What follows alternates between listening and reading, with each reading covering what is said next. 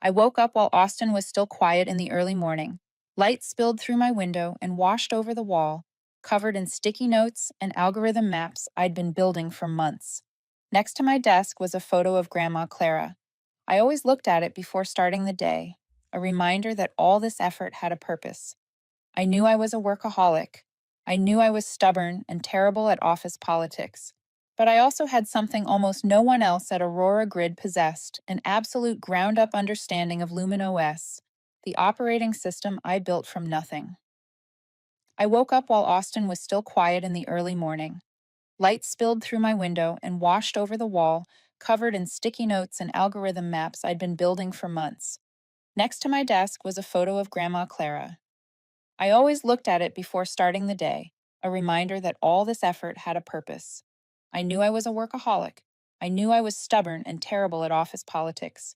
But I also had something almost no one else at Aurora Grid possessed, an absolute ground-up understanding of LumenOS, the operating system I built from nothing. And this morning mattered. I had a meeting with Skybridge Capital, the biggest investment firm we had ever pitched. If it went well, Aurora Grid could expand LumenOS into multiple states. I drank my coffee, checked my presentation, and told myself that maybe, finally, the exhausting years were about to pay off. Aurora Grid Labs was one of the fastest growing energy tech startups in Austin. We built LumenOS, the artificial intelligence brain that runs the power grid in real time. It predicts load, balances pressure, and prevents failures before they happen. I was the chief architect, the one who wrote most of its core. 2 years ago, when a storm hit Texas and the whole city was seconds away from a blackout, I patched the failure in 3 minutes and 12 seconds. After that, the company treated me like its technical backbone. I walked into the Aurora Grid building like any other morning, except something felt off. A few people avoided my eyes. A familiar engineer looked like he wanted to say something, but returned to his screen instead. Human resources passed me, nodded quickly, and hurried away in a way that was anything but normal. It wasn't the silence of busy people, it was the silence of something waiting to explode. And I could feel, down in my bones, that whatever it was had already been arranged. I took the elevator to Chief Executive Officer Grant Ellison's floor. His office sat at the corner overlooking the Austin skyline. Grant used to have ideals. He built Aurora Grid, hoping clean energy technology would become the new standard. But in recent years, he changed.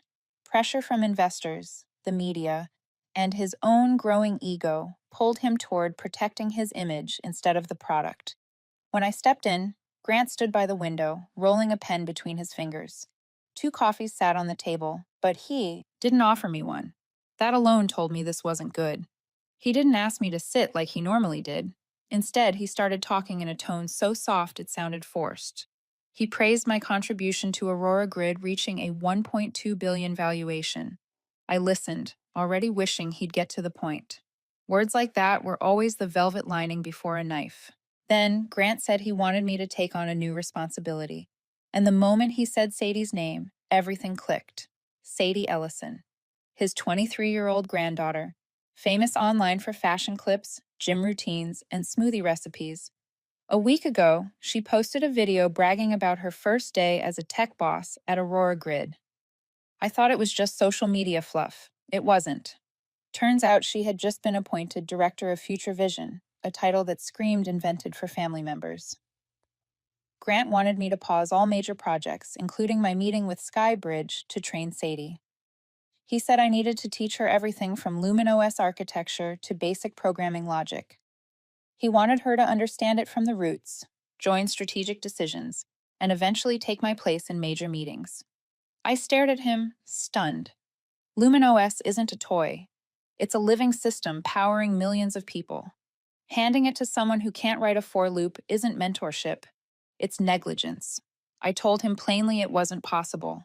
Not because I thought Sadie was beneath anything, but because my responsibility was to the system's safety. I suggested she start with internal training programs or small projects. Grant cut me off instantly. His voice sharpened.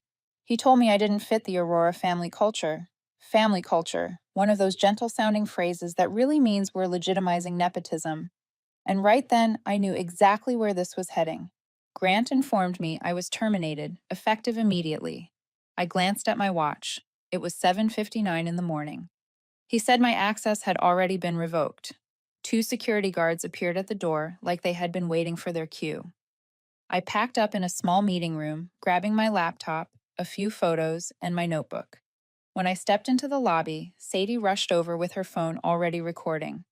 She live streamed me, smiling with that bright, oblivious innocence that somehow made everything worse. Emma, thank you for working here. Don't be sad, okay?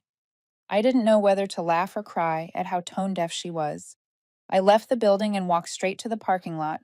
No goodbyes, no questions. Everything I had given the company vanished in a single morning. But there was something Grant didn't know. Lumen OS didn't belong fully to Aurora Grid. I opened my personal laptop and typed a string of code only I knew. A black interface appeared. A familiar line blinked onto the screen. Hello, architect. Floor 17 is awaiting instructions. I stared at the blinking cursor, inhaled slowly, and felt something inside me shift. This wasn't the end. It was the beginning. If you're listening to this story, tell me where you're tuning in from. I love knowing where people are joining from. And if you enjoy smart strategic revenge in the American corporate world, hit subscribe because trust me, Floor 17 is about to shake Aurora Grid harder than ever. The moment the line Floor 17 is awaiting instructions appeared, it felt like every sound outside vanished. All I could hear was my own breathing and the soft clicks of my keyboard as I opened a control panel no one at the company knew existed.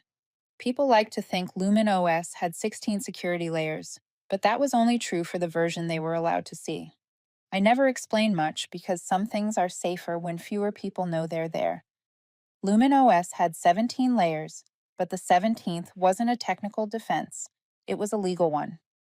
An intelligent mechanism I designed during the hardest months of my life when Grandma Clara had to be moved into a care home, and I realized what it meant to work for a startup. One policy shift, one ego, one new executive, and you could lose everything overnight.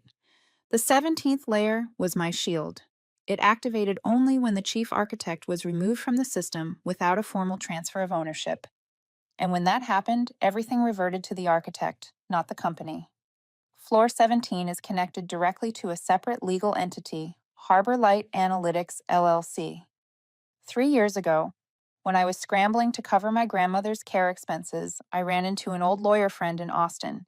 He advised me to form a company in my own name, move all core patents under it, then license them exclusively back to Aurora Grid. The contract was clear. Aurora Grid could only use Lumen OS as long as I remained the principal technical employee. If my employment ended without a verified handoff, their license would automatically be revoked. Completely legal, nothing hidden. I was simply protecting my work. I entered the activation code for floor 17. The screen flickered, then displayed the line I knew by heart. The protection protocol began. A 90-minute countdown appeared, each second ticking like a hard knock on Aurora Grid's door.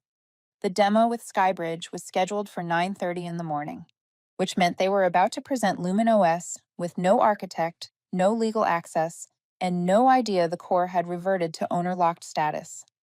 I closed my laptop and leaned back in my seat. The parking lot was still quiet. Security had gone back to their posts. Sunlight began breaking across the pavement. What I felt wasn't satisfaction. It was something simpler, a truth returning to its rightful place. I checked the time, still more than an hour before everything began. Inside Aurora Grid, I could imagine the chaos perfectly. Sadie was probably in front of a mirror, fixing her blazer, phone already recording. And right on cue, a few minutes later, her TikTok live notification popped up. She stood there talking about how today was a big day for Lumen OS and how her outfit had real tech CEO vibes. I watched it and just shook my head. Behind her, I saw a junior engineer fumbling through the core structure files I had written. He opened the wrong file 4 times, typed commands with incorrect syntax, and I couldn't tell whether to pity him or warn him that the wrong opening sequence could freeze the entire system. I opened my laptop again. 10 minutes before the demo, the system logs started moving. Layers 1 through 16 were operating normally, but when Aurora Grid sent the command to initiate the presentation, Floor 17 immediately registered my employment status as terminated without a transfer record. License verification kicked in. The demo began. I checked the time, 9:30. For the first 12 seconds, everything looked smooth. Those 12 seconds probably made Skybridge think they were about to invest in the smartest grid system in the southern United States. But at the 13th second, the screen started flickering. The first error popped up, then the second, then the third. All auxiliary monitors displayed the same message: unable to verify license. Please contact Harbor Light Analytics LC. I could picture the scene more vividly than if I were watching through a camera. Investors lifting their heads, frowning. One of them narrowing his eyes and saying the exact words I knew would come. What is this? Behind them, Sadie stood next to Grant, forcing a smile, throwing out some meaningless line about technology glitches being normal. But Skybridge wasn't the type to be soothed by empty lines. Grant froze for a few seconds. I knew him well enough to imagine the moment he swallowed hard, tried to speak calmly, while his throat probably felt like desert air. Then the panic hit. I could guess the sequence to the second. Grant yelling at IT, calling legal, demanding to know why Harbor Light appeared on the screen. Engineers are trying to patch the error, only to trigger more messages. None of their actions could bypass Floor 17 because this wasn't a technical malfunction. It was legal logic. And once that logic is violated, the system refuses to exist in its previous structure. I watched the logs from my car and took a sip of warm coffee. I didn't feel proud that they were failing. I just saw the truth laid bare. I had warned Grant so many times that the system needed a proper process. He never cared about the parts he couldn't see. My countdown showed a little more than 20 minutes left.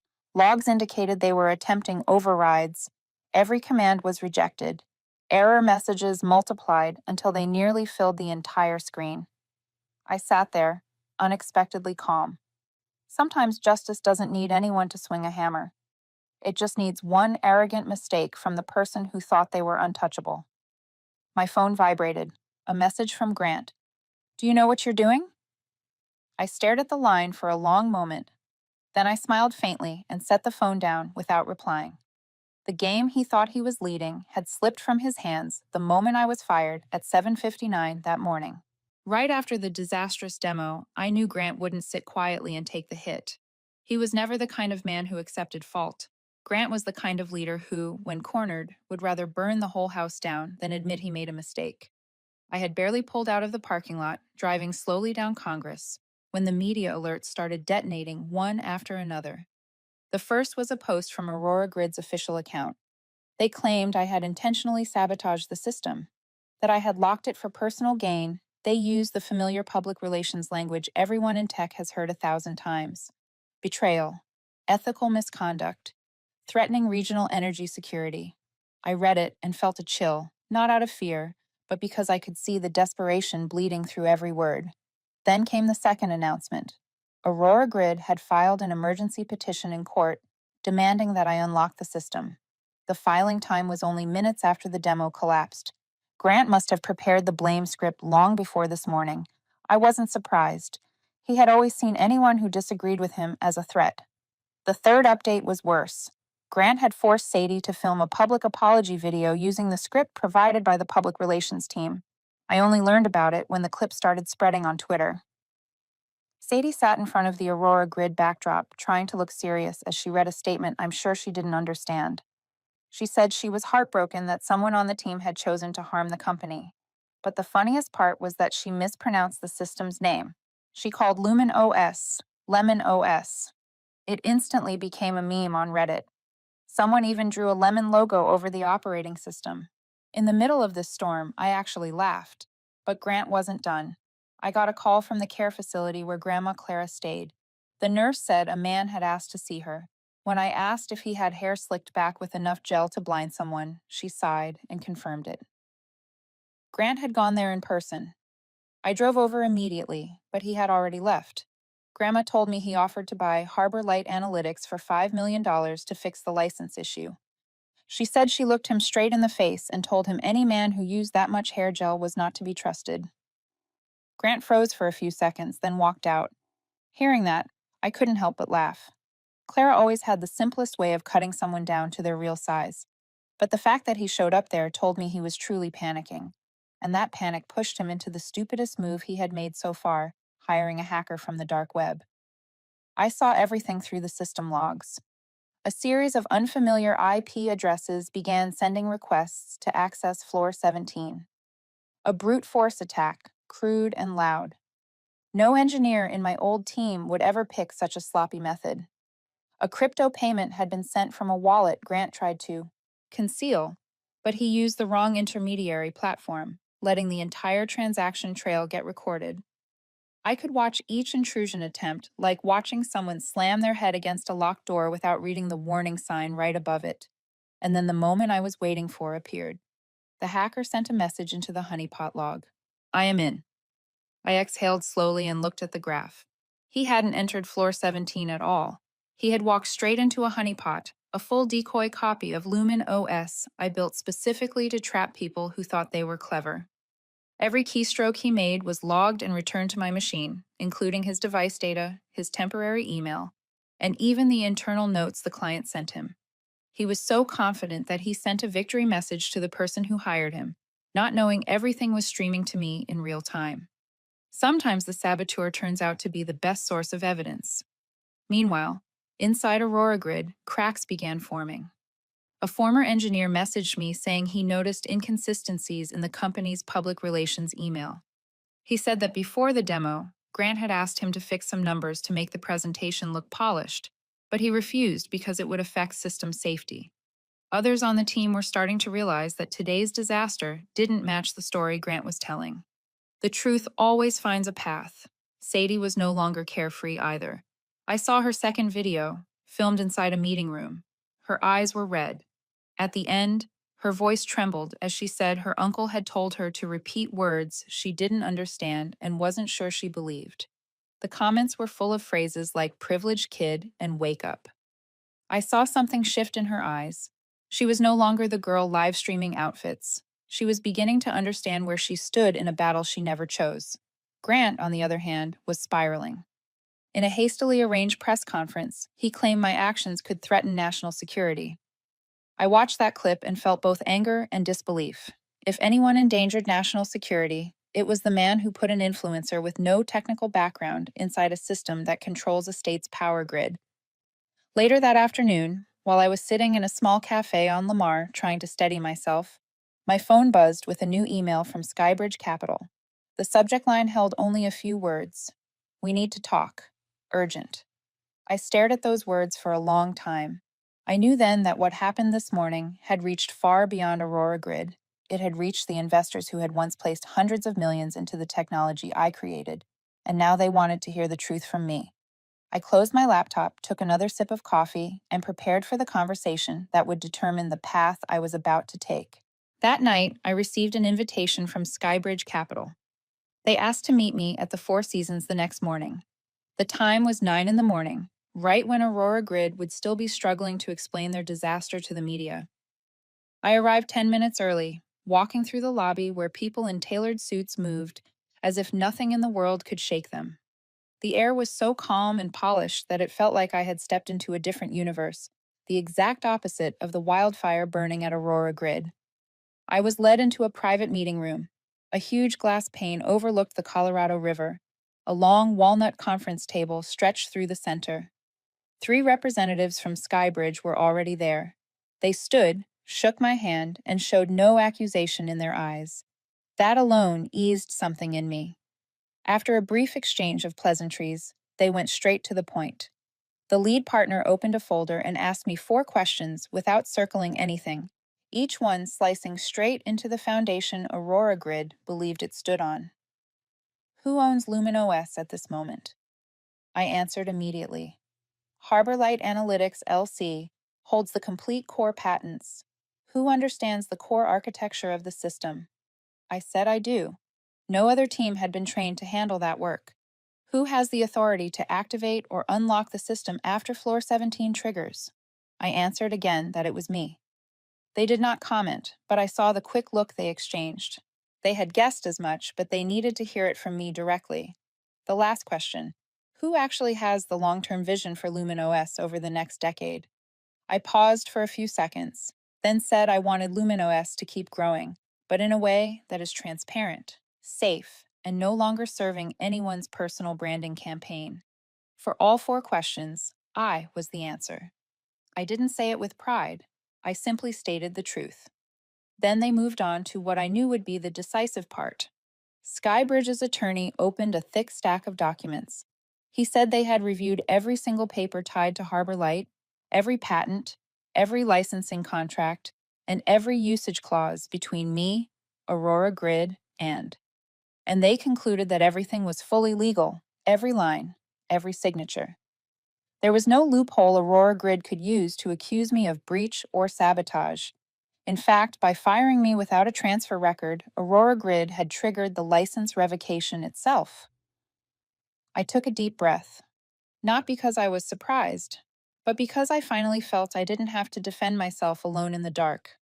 The people who understood the law were now standing with me. While we were still discussing, noise erupted in the hallway. A security guard's voice carried clearly through the wooden door. "Sir, you are not on the guest list." I knew instantly who was trying to force his way in. I didn't need to see him to imagine the red face and clenched jaw. Grant had come to the Four Seasons. He probably believed that if he just walked in, he could pressure me into returning, or intimidate Skybridge the same way he yelled at his IT department. But the Four Seasons was nothing like Aurora Grid. No one here cared that he was a chief executive officer or how many followers his niece had. Security blocked him. The front desk manager kept her tone calm but firm. He had no appointment, no authorization, and no right to interrupt a meeting. I heard his voice echoing down the hall, rough and frantic, repeating that I was a threat to the company. But no one in the meeting room cared. In that moment, I realized something Grant had never understood. Power does not belong to the loudest voice.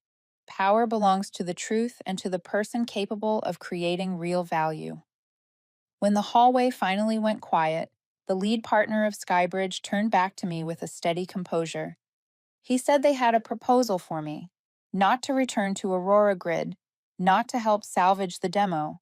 They wanted me to build a new company, one I would completely own. They wanted to invest in me, not in Aurora Grid. They believed that with me at the helm, LuminoS could become a national platform.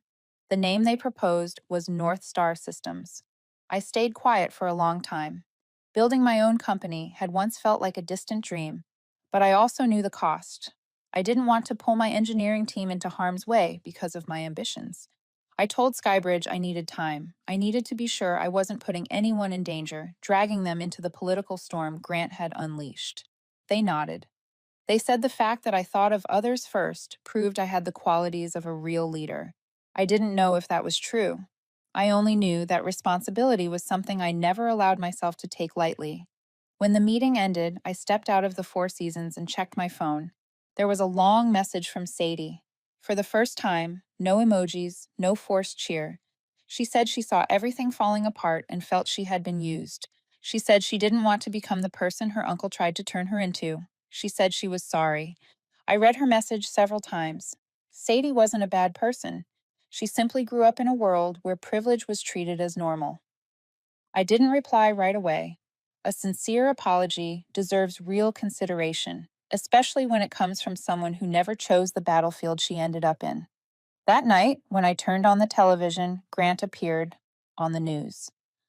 Standing in front of the cameras, face flushed with anger, he said a line he probably believed made him sound strong.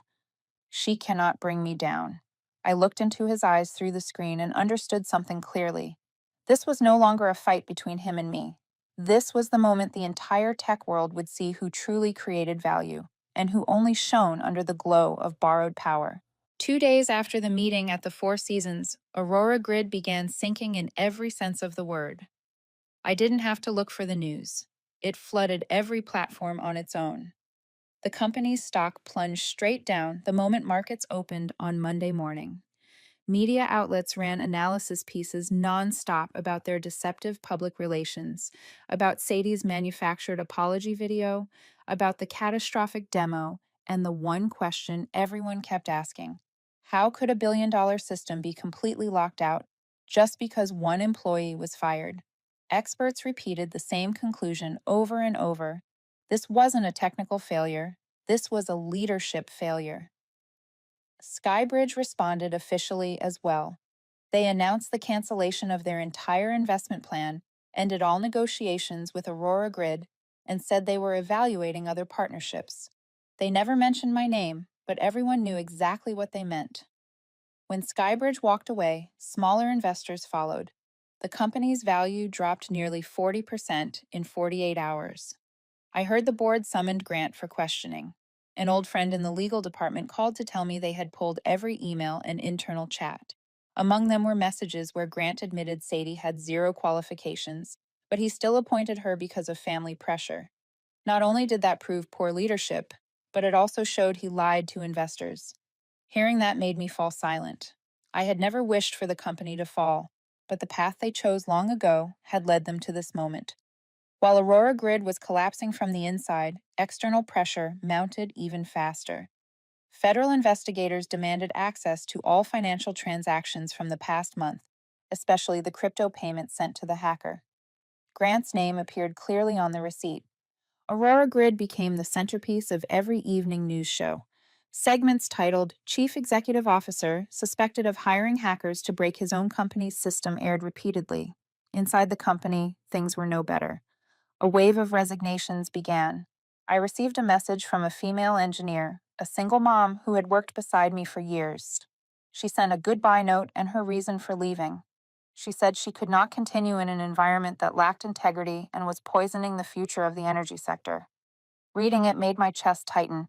This was no longer about Grant and me. This was about a leadership system that had failed and pushed too many good people away.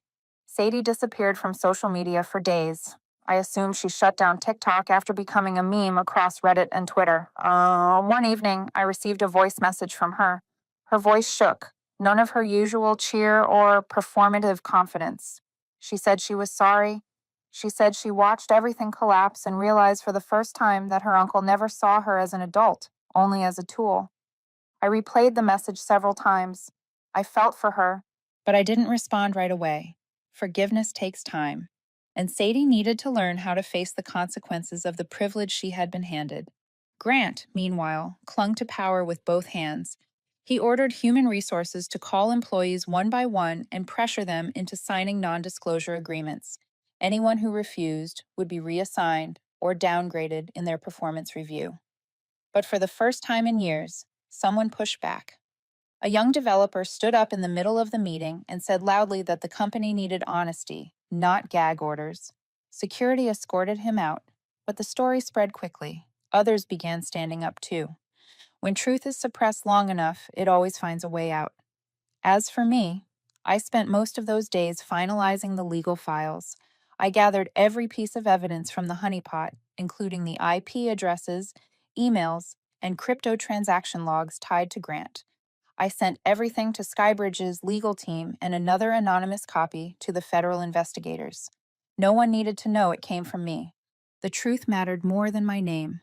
By the weekend, Aurora Grid lost its first major client. A western state announced it was terminating its contract for grid operations. The state's energy director appeared on television and said plainly that they could not trust a company whose leadership behaved irresponsibly. He added that the decision had nothing to do with the technical fault and everything to do with broken trust. His words were like another nail hammered into Aurora Grid's collapsing door.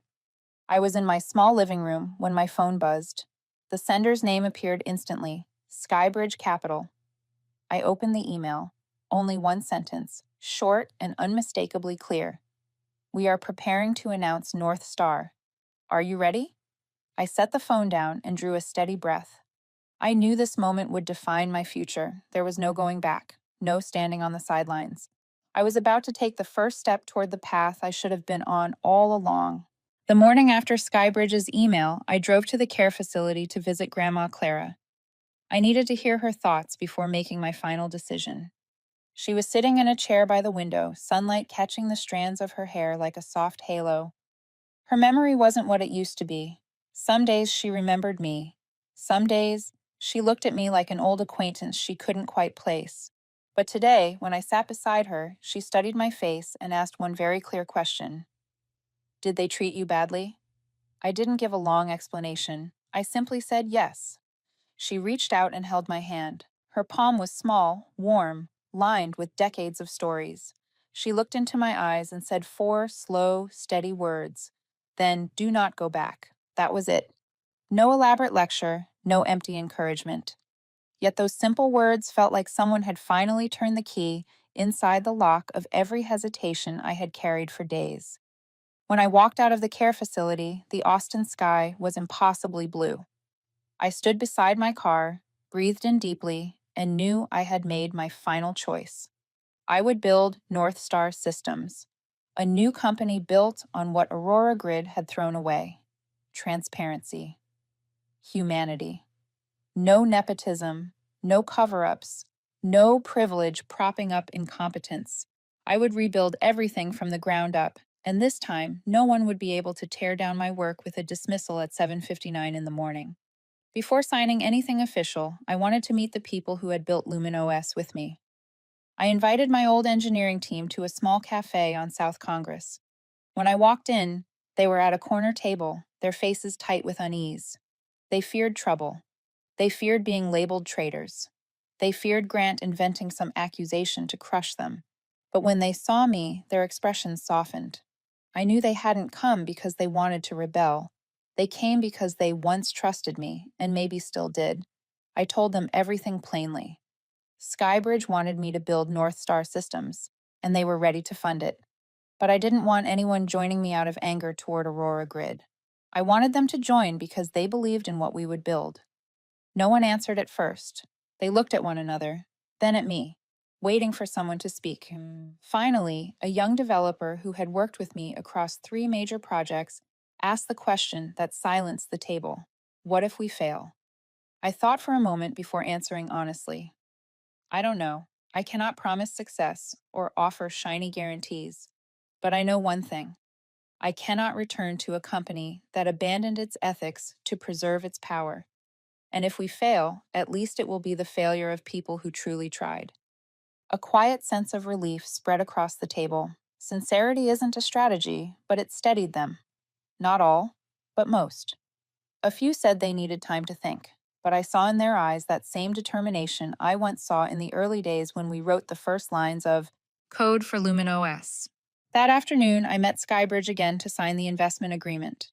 They committed $1.2 billion in initial funding, so North Star Systems could launch and scale within the first year. I held the stack of documents, pages I never imagined I would touch just days earlier. Skybridge said North Star would have its own headquarters, completely independent, and that I would have full authority over every technical and personnel decision. No family shadows, no manipulative boards, no useless meetings to preserve someone's pride. That night, in my small apartment, I wrote the first 3 principles for North Star Systems. Respect engineers, respect truth, respect users. Just 3 lines. But I knew that if a tech company could hold on to those, everything else could be built with time. As I was taping the page to my wall, my phone vibrated. A message from Sadie. This time, she wanted to meet in person. I agreed after a few minutes of thought. We chose a small diner where no one would pay attention to the girl who used to be Aurora Grid's poster face. Sadie arrived early. Her eyes were still red. When she spoke, her voice was small and more sincere than I had ever heard from her. She said she wanted to start over. She knew she had been wrong. She said she had let her uncle shape her, and now she didn't know where she belonged. I watched her for a long moment before replying. I told her North Star had no privilege. If she truly wanted to join, she would have to start from the lowest position, learn everything from the ground up, with no shortcuts and no Ellison name clearing her path. She nodded more firmly than I expected. I hadn't decided yet whether I'd accept her, but for the first time I saw something real in her eyes, a genuine desire to change. The next day I held the first meeting with the people who chose to join me. The atmosphere was lighter than I expected. As I walked through the plan, one developer raised his hand with mock seriousness and asked whether North Star would have a coffee budget. Aurora Grid only allowed decaf. The room broke into laughter. I told them North Star had a coffee budget, but everyone would have to make their own. The laughter eased something inside me, as if we were finally stepping out of the years of darkness. When the meeting ended, I opened my laptop to send some documents when an email from Aurora Grid popped up. A single subject line. We request an urgent discussion. I stared at it for a few seconds. No need to open it. I moved the cursor to the lock icon and blocked the address entirely. I had chosen my new path, and for the first time in years, I wasn't afraid anymore. The first day of North Star Systems arrived without red ribbons, without a grand stage, without a chief executive officer giving a speech.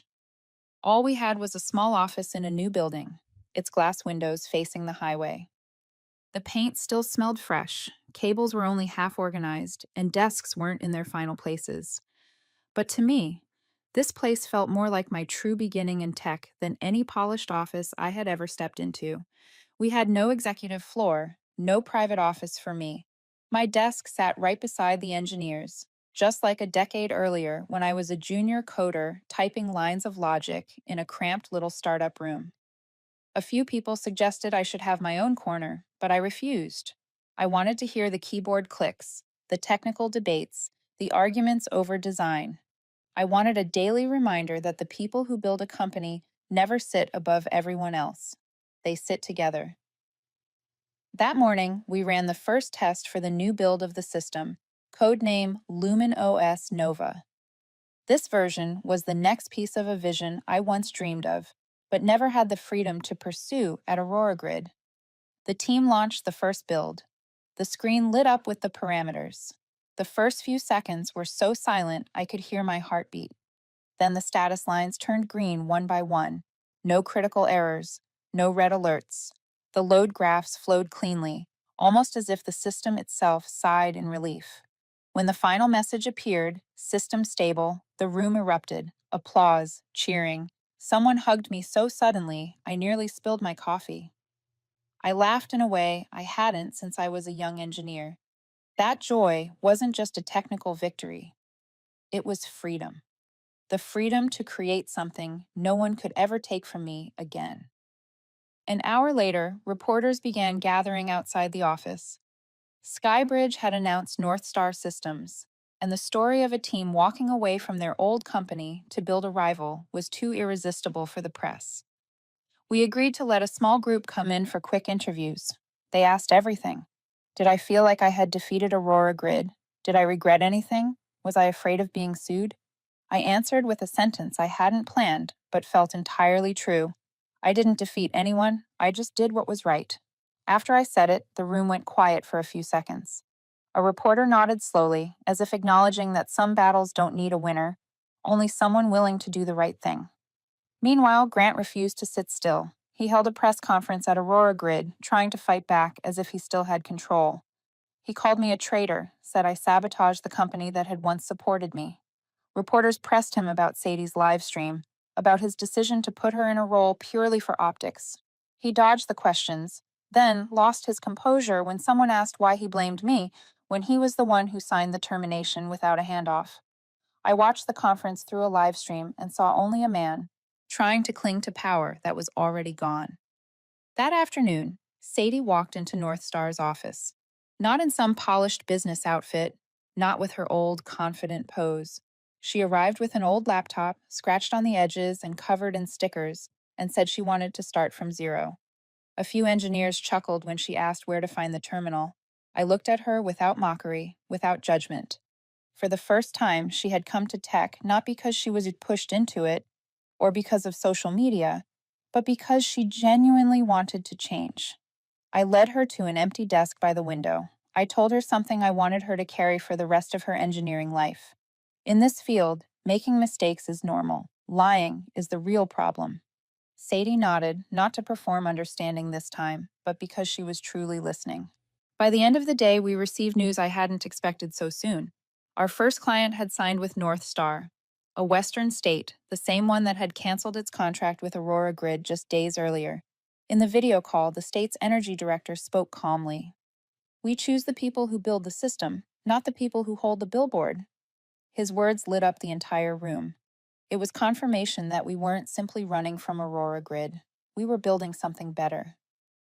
Grant watched everything from afar. I knew because every time an article about North Star was published, his personal account and visited our site within minutes. Sometimes I wondered what lived in his mind now: envy, panic, or anger at losing the obedience he once demanded. He was still trying to save the company. I heard he was calling clients one by one, insisting Aurora Grid would rise stronger after the incident. But no one believed a man who let his ego destroy the very system he was supposed to protect. By the end of the week, the biggest headline dropped. Aurora Grid was officially under federal audit. Every internal transaction was being reviewed. The crypto transfer Grant sent to the hacker was placed under special investigation. Reporters called it the company's second bomb, the one Grant had lit with his own hand. I sat in the North Star office, looking out the window at Austin glowing in the orange evening light. I knew that nothing would ever go back to what it once was. North Star had truly risen, and Aurora Grid was sinking faster than anyone had imagined. I thought Aurora Grid had already hit bottom, but it turned out the bottom still had another floor. That morning, an audit report leaked online.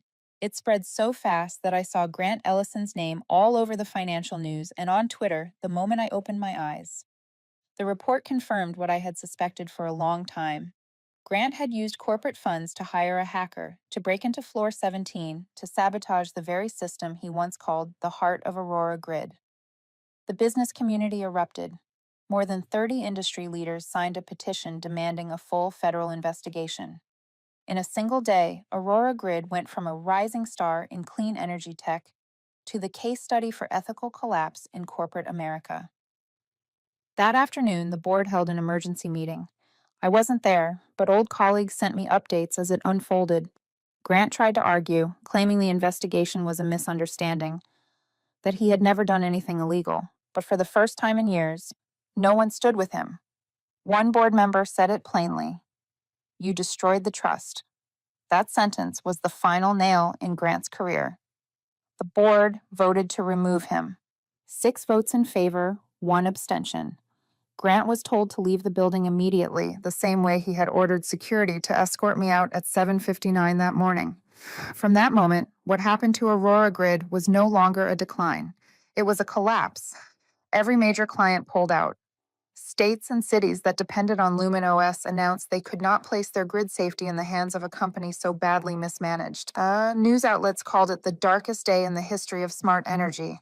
One energy director in the East said it bluntly during a press conference: "We cannot rely on a company whose leadership treats grid security like a joke." I read that line and felt something both sad and inevitable. While Aurora Grid sank, North Star accelerated.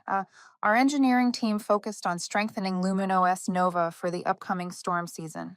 For me, ensuring the system could withstand a real storm mattered far more than any drama on the news. We tested, refined, retested. With each day, Nova grew more stable. No tricks, no hollow marketing strategies, just real technology. In the middle of that tension, there was a moment that made me laugh softly and broke something open inside my chest.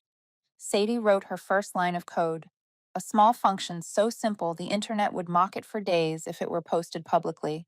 But for her, it was a real beginning. When the output returned correctly, the entire engineering team stood up and clapped like we had just won the Super Bowl. Sadie hid her face in embarrassment, but her eyes were shining. Sometimes growing up starts with messy code, and sometimes a privileged kid becomes an adult the moment she chooses to learn from zero. That night, I called Grandma Clara. Her voice was weak but warm. I told her about North Star, about Nova, about the team getting stronger every day. She didn't remember everything, but she remembered to ask one question: "Did they treat you badly?" I took a deep breath and said yes. She squeezed my hand in my imagination through the phone and said, "Then do not go back there." It was a simple sentence, but it hit harder than any billion-dollar contract ever could. In the end, you don't need a speech. You just need one person who believes you. A week later, Aurora Grid was officially liquidated. A large corporation bought what was left for a price 4 times lower than the old valuation. They didn't buy the technology.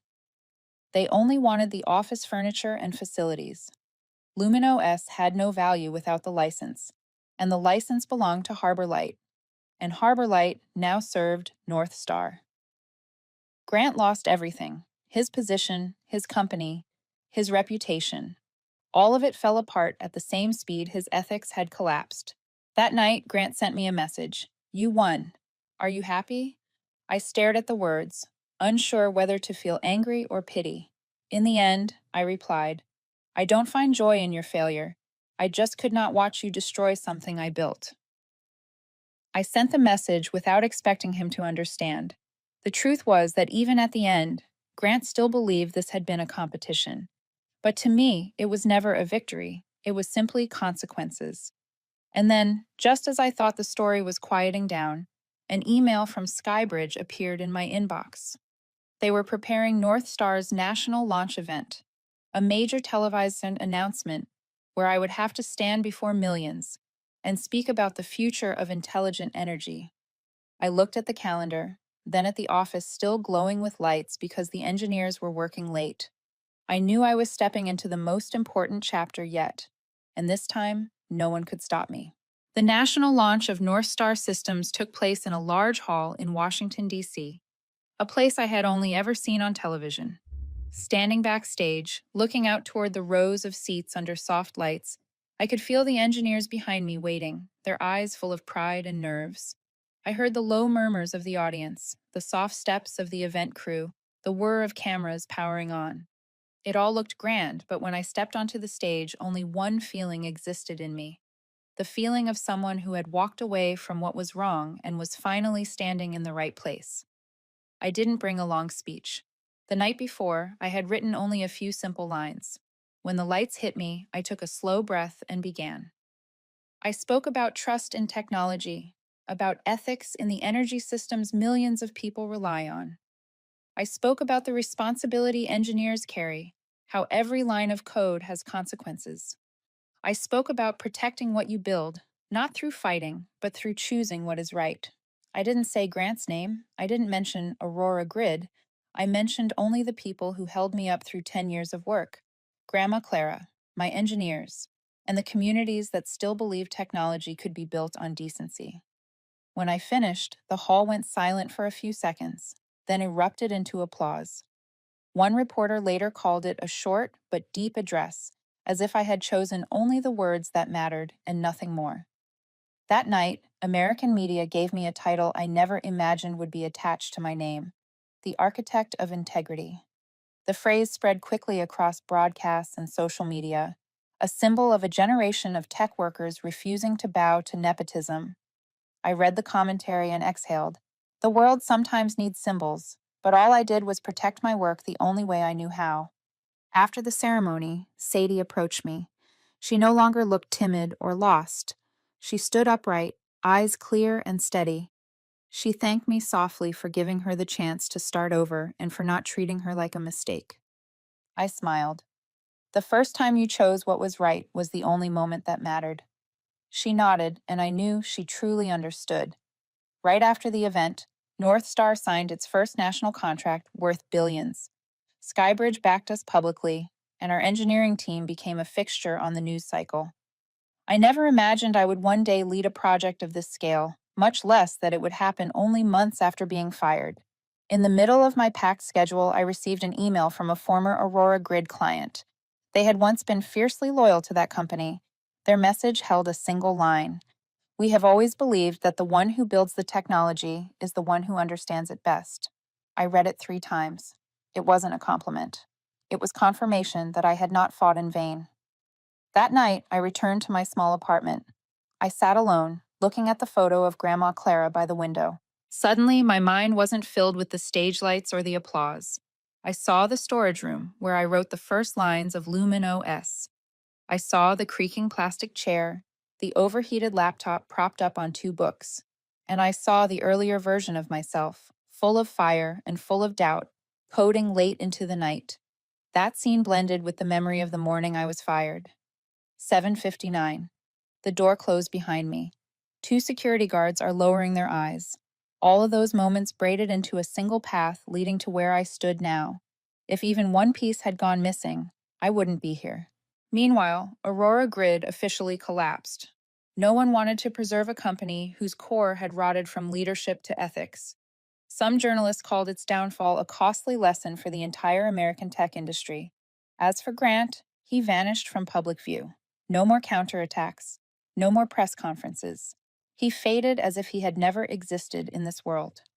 When the news spread, people celebrated. Many said justice had finally arrived. I understood the sentiment, but I did not feel joy.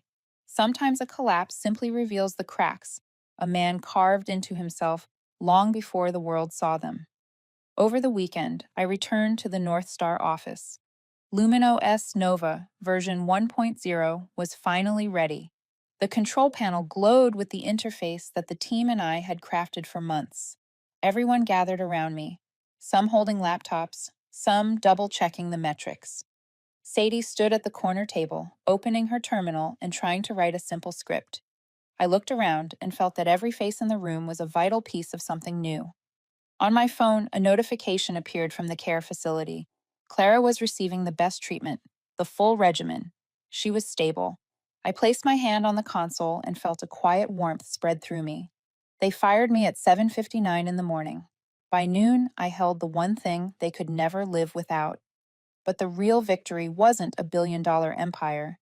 The real victory was rebuilding everything the right way.